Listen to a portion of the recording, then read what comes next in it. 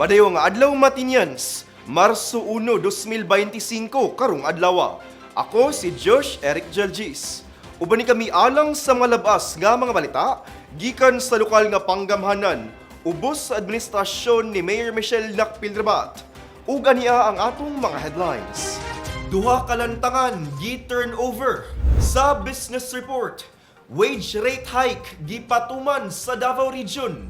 Sa eleksyon 101, paggamit og eco-friendly na mga campaign materials gimando sa COMELEC. Sa police report, honesty store sa Dopo gilusad. Sa sports, Dahican Marathon nagmalampuson. Ug sa atong year-end report, ang kalampusan sa mga buhatan sa ICT ug City Information Office. Kana ug uban pa sa pagbalik sa Ang Mati karon.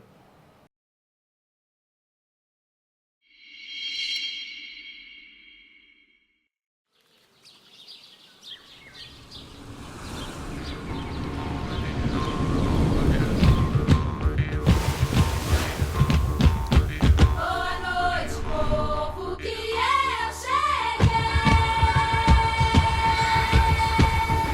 Mais outra vez apresenta meu baianão.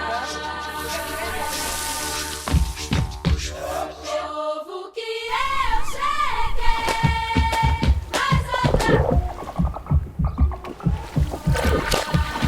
Boa noite, povo, que eu cheguei.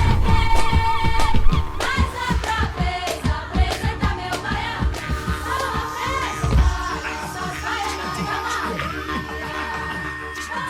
Mati is where to be. Make it Mati. Maganahay nga di.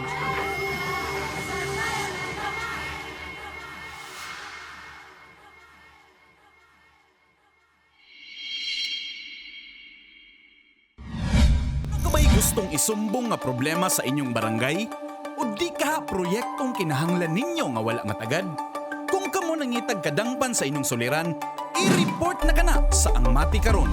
Kami gadawat sa reklamo, hangyo o bisan pa man unsang mensaheng gusto ninyong madunggan sa lokal nga panggamhanan. I-report na yan. Ipadala lamang inyong mensahe hangyo ug mulo sa atong Facebook page, City of Mati LGU, aron among masibya sa Ang Mati karon.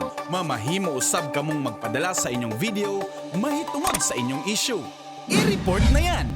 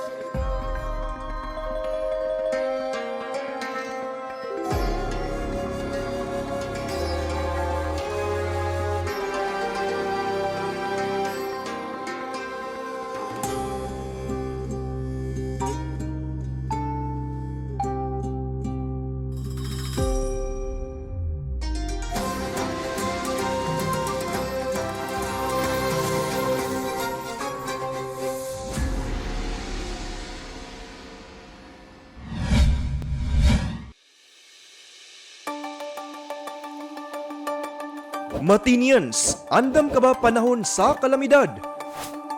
Ang Go Bag usa sa mga alibyo aron kaminusan ang epektong hatod sa kalamidad o emerhensiya. Ali, tabangan ta ka magprepara og Go Bag aron ready ka pirmi. Una, iandam ang sinina ug uban pang bisti nga magamit sulod sa duha hangtod tulo ka adlaw. Pagkaong di dali mapano sama sa dilata, biskwit, noodles ug uban pa. Tubig mainom. kutsara, tinidor, plato ug plastic bags.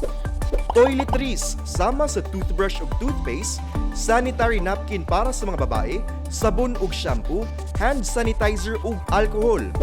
First aid kit sama sa band-aid, mga tambal, ointment para sa mga samad, maintenance medication kung naa. Survival kit sama sa pocket knife na dunay can opener, flashlight ug posporo o lighter, ug pito. Mga gadget sama sa radyo, battery, power bank, charger ug extension cord. Human kini tanan maandam, ibutang kini sa bag na dili dali mabasa. Ang go bag ibutang sa butanganan na dali ra makita. Hinumdumi, mas luwas ang taong andam. I-ready na ang inyong mga go bags, Matinians. Kabalo ka ba? Nga otomatikong kansilado ang klase sa mga eskwelahan kung adunay bagyo, kusog nga pagulan, baha, ug kusog nga linog. Subay sa DepEd Order No. 37, Series of 2022. Otomatikong makansela ang klase gikan preschool hangtod grade 12 kung adunay na issue na tropical cyclone wind signals. 1, 2, 3, 4 o 5 gikan sa Pag-asa o ang Philippine Atmospheric, Geophysical and Astronomical Services Administration. Gawas sa bagyo, otomatikong kanselado sab ang mga klase kung adunay gi-issue ang Pag-asa na orange o red rainfall warning. Mamahimo sab na magsuspende og klase ang lokal na panggamhanan tungod sa pagulan bisan og walay warning gikan sa Pag-asa. Samtang otomatikong makansela sab ang mga klase kung adunay flood warning gikan sa Pag-asa. Makansela o masuspende sab ang mga klase bisan og walay flood warning sa Pag-asa kung kini gimando sa lokal na panggamhanan. Sa panahon sa linog, otomatikong makansela ang mga klase kung lapas sa intensity 5 ang gideklara sa PHIVOLCS nakakusgon sa linog. Samtang mamahimong ikansela sa lokal na panggamhanan o mga school principal ang klase kung adunay linog na baba sa intensity 5 ang kakusgon. Kini nga polisiya mausab ang ginasubay sa Commission on Higher Education CONCHED. Karon, kabalo na ka!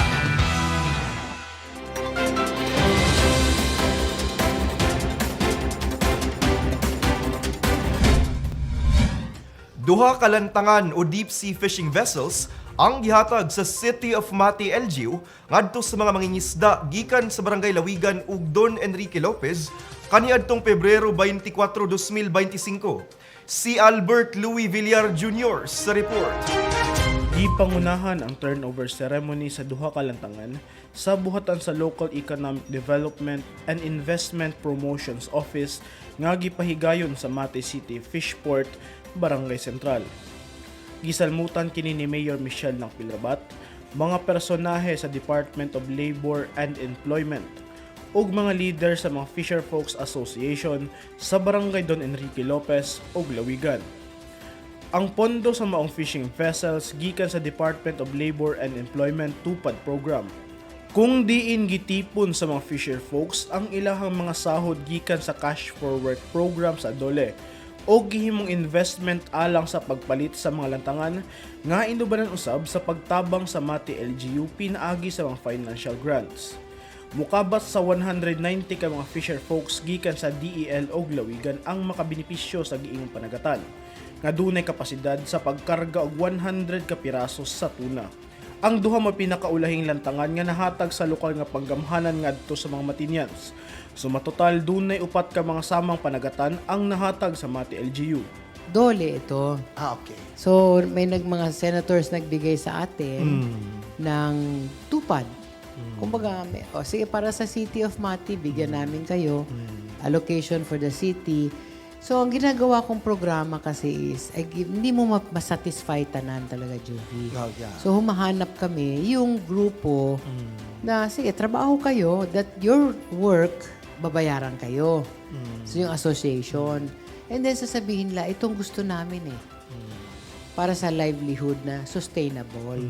So, Mati is, sabi ko sa iyo, basically agriculture. Whether mag-uumak ka o mag-iisda ka, mangingisda. Okay. Yes. So, itong mga grupo na to, we see the potential because the fishing ang pangingisda ng tuna duol sa Mati. Okay. Kaya nga ang ating fish port. Diba? But sad to note na madami mo dunggo diyan sa ating fish port na hindi taga-Mati. So, kining duhang grupo ng Don Enrique Lopez and Lawigan Fisher Folks, nagdesisyon sila na gusto nila yung pang high sea fishing. Yung pang laot ba?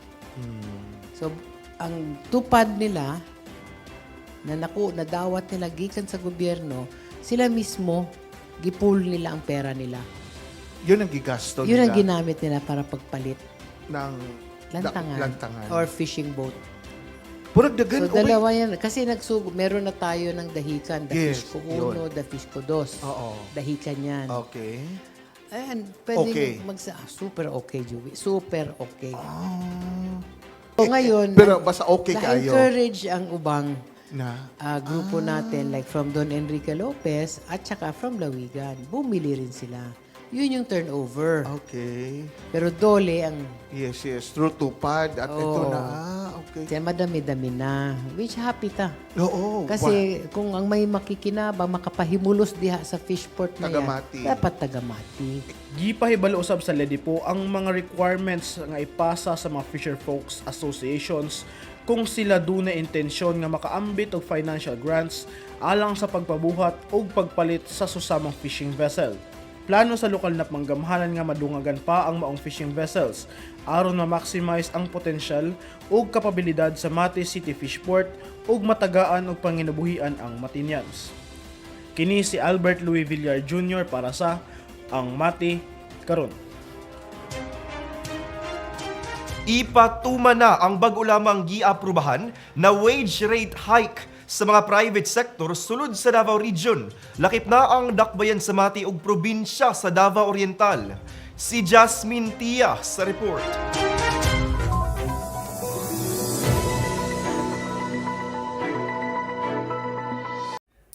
Giaprubahan na sa Regional Tripartite Wages and Productivity Board 11 ang wage rate hike increase alang sa mga private sector sulod sa Davao Region nga epektibo karong maabot na Marso 7. Ang maong wage hike subay sa Wage Order number RB 1123 din ipatuman sa mga minimum wage earners sa pribado na sektor ang pagtaas sa sweldo na 29 pesos matag adlaw.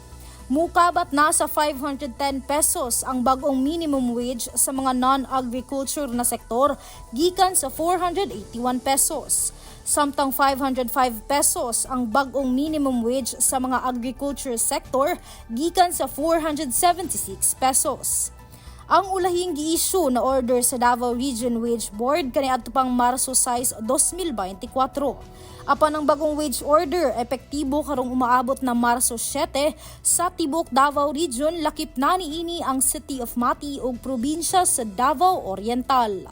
Bisan pa man ug adunay giaprubahan na pagtaas sa sweldo, mikuha gihapon kini og managlahing opinyon sa social media gikan sa mga netizens. Samtang andam ang buhatan sa RTWPB 11 Davao sa mga pangutana. Mamahimo lamang na mag-message sa ilang page o ipaabot direkta mismo sa ilang buhatan ang mga concerns o mga pangutana. Kini si Jasmine Tia para sa Ang Mati Karon. Nagpatuman ang Commission on Elections kon COMELEC ug mandato alang sa mga kandidato nga mogamit og eco-friendly materials sa panahon sa kampanya aron makunhuran ang basura nga mamugna matag eleksyon. Si Jilbis Jean Patalingog sa report.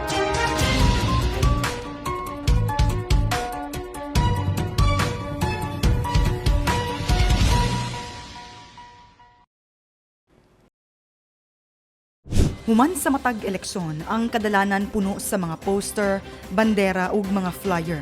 Kadaghanan niini ginama sa plastic ug dili malata nga materyales. Kini nga mga salin sa panahon sa kampanya hinungdan sa pagbara sa mga drainage system, pagkatag sa basura sa mga publiko nga lugar ug naghatag og dako nga kontribusyon sa pagkadaot sa kinaiyahan.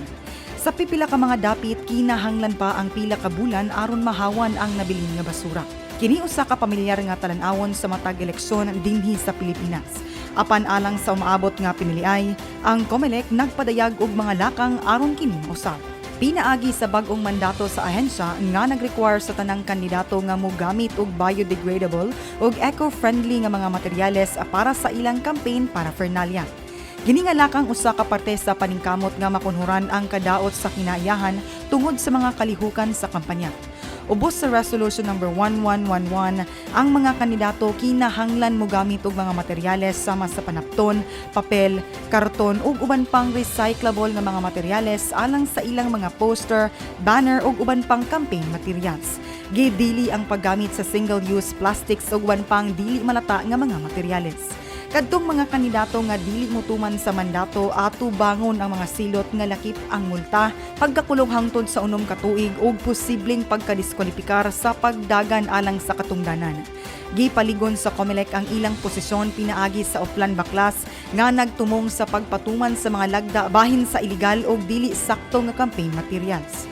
Giawag usab sa ahensya ang tanang kandidato nga gamiton ang social media ug uban pang digital platforms aron malikayan ang sobrang paggamit sa mga printed materials. Kung kinahanglan ang pisikal nga mga materyales, ang mga kandidato mamahimong mopili ug biodegradable nga mga kapilian aron makunhuran ang polusyon. Kini si Jilbis Jean Patalinghog para sa Ang Mati Karon. Sa among pagbalik, Honesty Store sa Dopo, gilusad, Dahikan Marathon, nagmalampuson, ug ang kalampusan sa mga buhatan sa ICT ug CIO. Atong sayron, kana sa pagbalik sa Ang Mati Karon.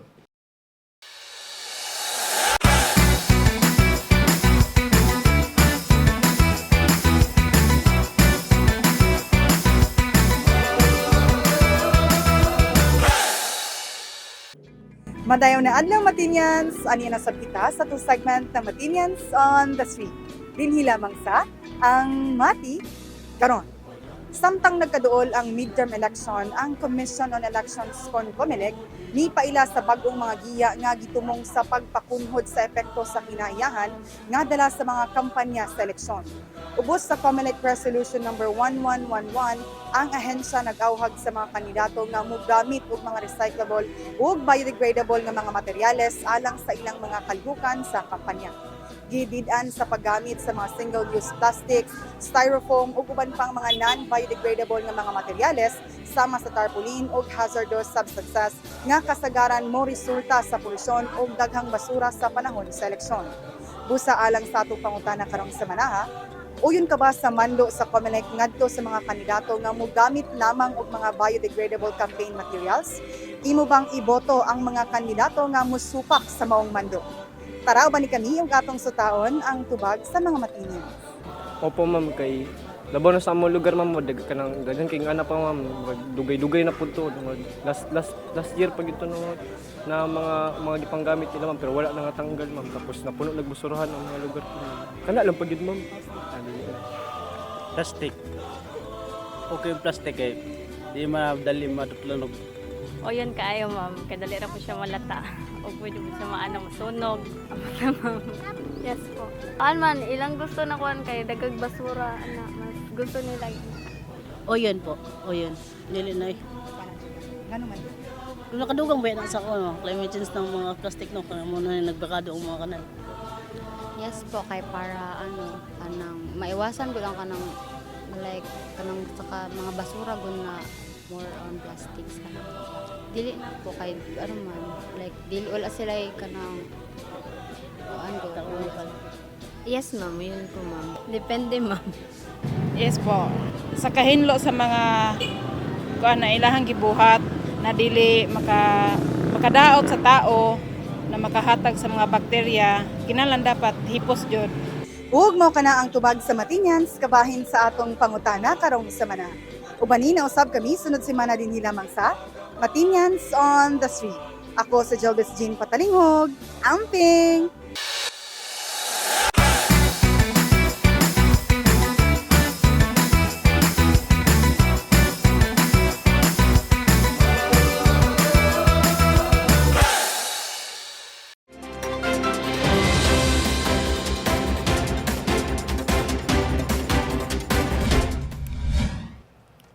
Naglunsad ang Davao Oriental Provincial Police Office ug usa ka honesty store kaniadtong Pebrero 24 sulod sa Dopo Compound. Kini usa ka lakang aron mapakita sa katawhan ang kamatinud-anon sa kapulisan sa ilang pagpanerbisyo sa komunidad. Si Nash Tiguelo alang sa dugang detalye.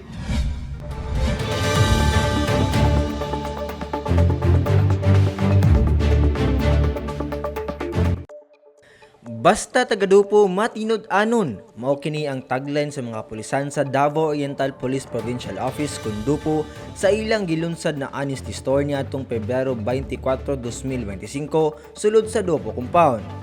Pinaagi sa maong inisyatiba, makapalit ang mga personahe sa kapulisan og produkto base sa ilang panginahanglanon ug sa ilang kamatinud-anon kay tungod wala na kini cashier. Kini nga mahinungdanong lakang gipanguluhan ni Police Colonel Julius E. Silagan og iyang gisaysay nga ang honesty store naglangkob sa mga mithi sa transparency ug accountability nga gihuptan sa Dupo. Samtang ang talagsaon nga inisyatiba usa ka tindahan nga nag-alagad sa kaugalingon nga naglihok sa sistema sa kadungganan, nagtumong sa pag-ugmad sa kultura sa pagsalig sa pagkamay tulubagon taliwala sa mga kawani niini. Ang paglunsad sa mong tindahan nagpakita sa usa ka lig-on nga integridad ug pagkamatinud-anon sa mga opisyal sa Dupo sa ilang serbisyo ug usa ka pasalig sa pagpalambo sa usa ka palibot sa trabahoan nga gitukod sa usag-usa. Kini nga bag-ong pamaagi gibantayan usab pag-ayo sa ubang mga ahensya sa pagpatuman sa balaod sa tibuok nasod. Tungod kay nagtanya kini og usa ka potensyal nga modelo alang sa pagpasiugda sa pamatasan ug pagpaligod sa pagsalig sa publiko sa pagpatuman sa balaod. Ang kalampusan sa honesty store mahimong usa ka mahinungdanong timailhan sa pagkaepektibo ni ining bag-ong estratehiya. Kini si Nash Tiguelo para sa Ang Mati Karon. Nagmalampuson ang inaugural Dahican Marathon 2025 nga gisalmutan sa kapin 1,500 ka mga marathoners gikan sa managlahing dapit sa Pilipinas kaniadtong Pebrero 23, 2025 sa Manzi Beach Park. Si Peter John Buencamino sa report.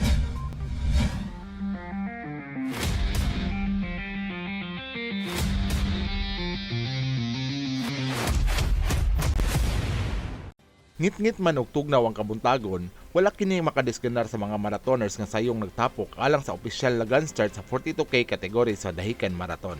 Human ang official gun start sa alas 12:30, sulob ang ilahang race gear sama sa headlight, blinkers ug race bib, gisubay sa 42K marathoner sa kadalanan sa Dahican, Bubon ug Tamisan.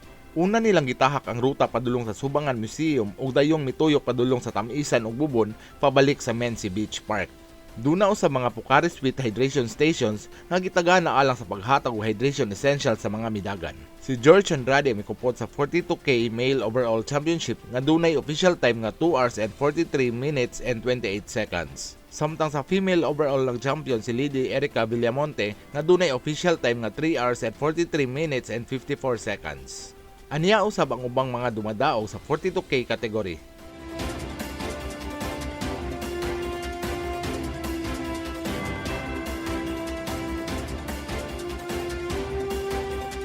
Sunod nga midagan ang 21K category sa alas 4 nga gisubay ang ruta gikan sa Manzi Beach paadto sa Kugon Tamisan Junction paadto sa Bubon proper dayon sa Bubon Bangunay Road pabalik sa Manzi Beach Park. Dinhi nakuha ni Lloyd Prado ang first place sa male category samtang si Joy Beltran ang nakakuha sa first place sa female. Samtang aniya ang ubang mga dumadaog sa 21K category.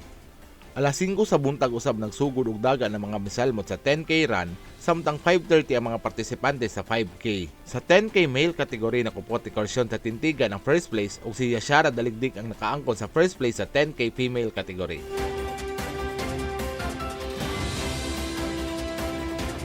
Memorable ang giingong lumba alang sa pipila ka mga partisipante. Alang kanila mas maayo ang nahimo nilang experience sa pagdagan, sanglit nakawala sa ilahang kakapoy ang mga maanindot nga talan-awon sa baybayon sa Dahican. The Dahican Marathon experience was one of the best. It was very well organized and very well maintained in terms of security and pag-organize nila. For me, the best part was the scenery. It's very nice to run beside the beach. but also the people that you run with. Napakaganda ang mga sumasama sa amin.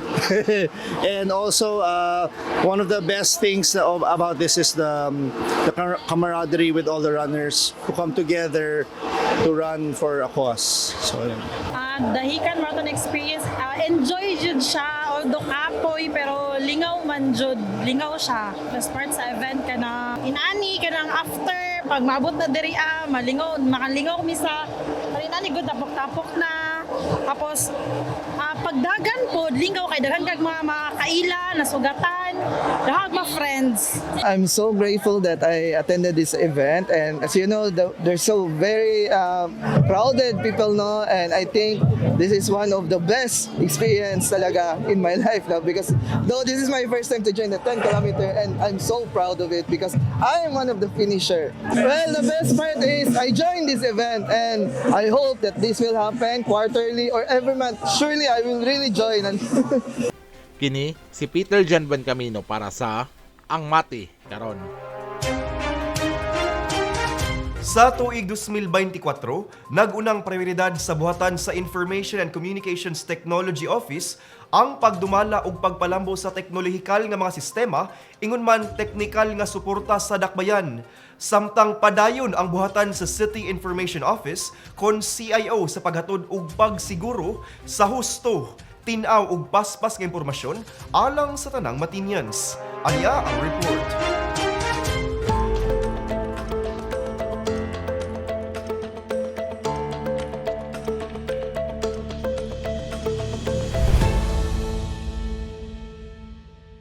Gipangunahan sa buhatan sa Information and Communications Technology kon ICT Office ang pagserbisyo sa 185 ka mga laptop ug desktop computers ug 216 ka printers ug scanners pinaagi sa troubleshooting, repair, setup, maintenance ug pag-install sa mga software sulod sa tuig 2024. Kauban niini ang pag-install og maintenance sa internet connection, ingon man troubleshooting og rewiring sa mga CCTV cameras sa nagkalain-laing mga opisina sulod sa City Hall aron masiguro ang seguridad ug episyenteng operasyon. Ang buhatan mausab ang nagpuluyo sa pagmonitor sa regular nga operasyon sa mga traffic lights, lakip ang repair ug maintenance niini aron mapadayon ang kahapsay sa dagan sa trapiko sa dakbayan. Gidumala sab ang operasyon og maintenance sa dancing fountains sa Mati FGR Park and Baywalk nga usa sa mga nag-unang atraksyon sa maong lugar. Sa natad sa multimedia systems, padayon ang pagpalambo sa buhatan sa official webpage sa City of Mati LGU aron mapalapad ang impormasyon og kalihukan sa lokal nga panggamhanan. Sa laing bahin, padayon ang City Information Office kon CIO sa paghatod og mga labas nga mga balita gikan sa lokal nga panggamhanan pinaagi sa Ang Mati Karon, diin kapin sa 50 ka episodes ang naproduce sa maong buhatan alang sa tuig 2024. Gilang kuban sa mga balita ang nagunang mga issue, programa, proyekto ug kalihukan sa lokal nga panggamhanan, police reports, business news, sports, special reports, feature stories ug uban pa. Nanguna usab ang CIO alang sa mga live coverages sa magtanong kay MNR ni Mayor Michelle Lacpilrabat, diin sumatotal sa 18 ka episodes ang direktang mitubag sa mga pangutana sa mga Matinians pinaagi sa official Facebook page sa City of Mati LGU.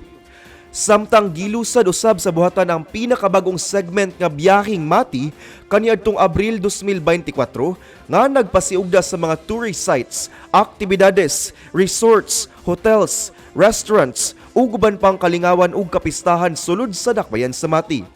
Managlahing special live coverages sab ang gipangunahan sa CIO sama na lamang sa Davraa 2024, Barangay ug Sangguniang Kabataan Elections, Kadayawan Festival, City Hoday ug Puhada Bay Festival, Sambuukan Festival ug Christmas sadya sa Mati.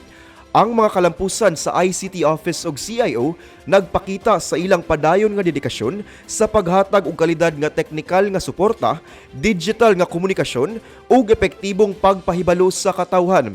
Pinaagi sa nagkadaiyang mga inisyatibo, mas napaligon ang operasyon sa mga gamit pang teknolohiya, napasayon ang akses sa impormasyon ug napadali ang pagpahibalo sa mga managlahing programa, proyekto ug kalihukan sa lokal nga panggamhanan.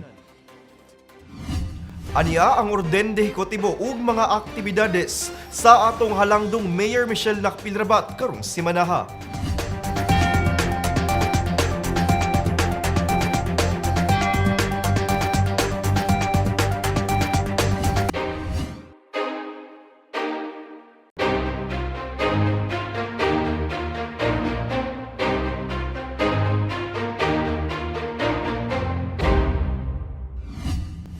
Ug mao kana ang atong mga pinakaunahing balita gikan sa City of Mati, LGU. Ako si Josh Eric Jalgis. Uban ni kami sunod simana matag Sabado diri lang sa Ang Mati. Karon, atong kanon hinumduman nga magmakusganon, magmatinabangon ug magmahigugmaon matag adlaw.